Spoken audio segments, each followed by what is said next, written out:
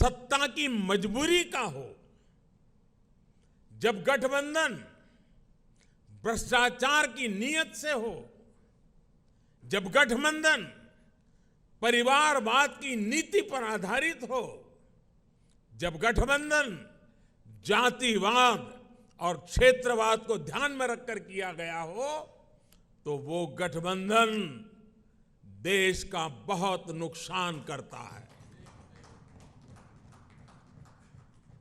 2014 से पहले की गठबंधन सरकार का उदाहरण हमारे सामने है। तमाम उठापटक के बीच वो गठबंधन सरकार किसी तरह अपने 10 साल खींच पाई। लेकिन देश को क्या मिला?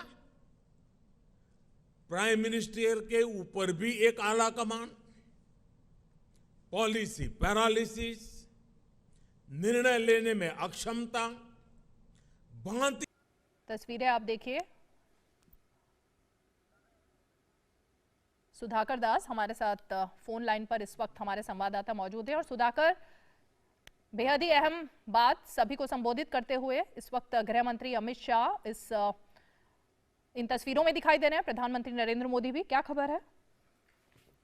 देखिए रीमा, हम जानते हैं कि 1 दिसंबर से भारत को G20 की अध्यक्षता मिली है। एक गौरवपूर्ण मौका भारत के लिए। बहुत जोरदार तैयारियां भारत में चल रही हैं। हम जानते हैं कि जो पहली आधिकारिक बैठक शेरपाओं की G20 के, वो उदयपुर में चल रही है। लेकिन हम लगातार देख रहे हैं कि पीएम मोदी जिस तरह से G20 का जो सम्मेलन, एक तरह से एक सिर्फ सम्मेलन न रहे, पूरे देश की भागीदारी हो, हर राज्य सरकार की भागीदारी हो, एक तरह से ये लोगों का G20, पीपल्स G20 बने, उसके लिए कोशिश कर रहे हैं। उसी मकसद के साथ केंद्र सरकार ने आज जो सभी देश के राजनीतिक दल हैं उनके अध्यक्षों और उनके प्रमुखों की बैठक बुलाई थी, खासतौर से जिनका संसद के भीतर प्रतिनिधित्व है, चाहे लोकसभा हो, राज्यसभा हो, और उस बैठक की पीएम मोदी एक तरह कह सकते हैं कि अध्यक्षता कर रहे हैं। और ये बैठक इस संदर्भ में है कि G20 का जो आयोजन अगले 1 साल में होने वाला है, करीब 32 क्षेत्रों की 200 से ज्यादा बैठकें होंगी। तो सरकार की इसको लेकर क्या योजना, रणनीति रहने वाली है? क्योंकि प्रधानमंत्री पहले ही आग्रह कर चुके हैं राज्यों से कि वो राज्य बढ़ चढ़कर भागीदारी करें इसमें, क्योंकि राज्यों के लिए भी अपनी चीजों को शोकेश करने का एक तरह से ये मौका रहेगा इस मंच के जरिए। तो एक तरफ इसमें केंद्र की क्या योजना है इन बैठकों को लेकर, तो साथ ही साथ राज्यों की तरफ से अगर कोई सुझाव इस बैठक में आते हैं, राजनीतिक दलों की तरफ से खासतौर से अगर सुझाव आते हैं, तो उन सुझावों को सुनने समझने की कोशिश करेगी। तो एक देश के तौर पर एकजुट होकर एक ध्येय के साथ, इस ध्येय की, क्योंकि हम जानते हैं कि वसुधैव कुटुंबकम, वन अर्थ वन फैमिली की का जो एक थीम भारत ने अपनी तरफ से पेश किया है,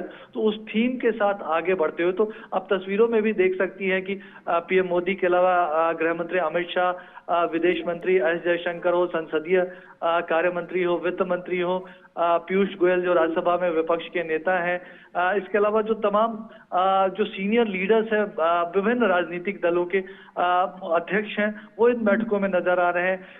भांति के पावर सेंटर्स, अव्यवस्था और अविश्वास, खींचतान और करप्शन, लाखों करोड़ों के घोटाले।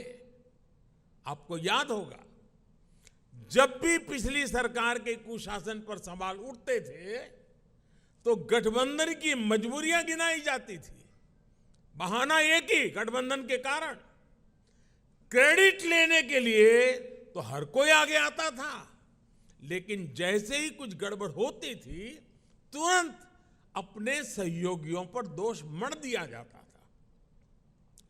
हम सौभाग्यशाली हैं कि एनडीए की स्थिति इससे बिल्कुल विपरीत है, अलग है।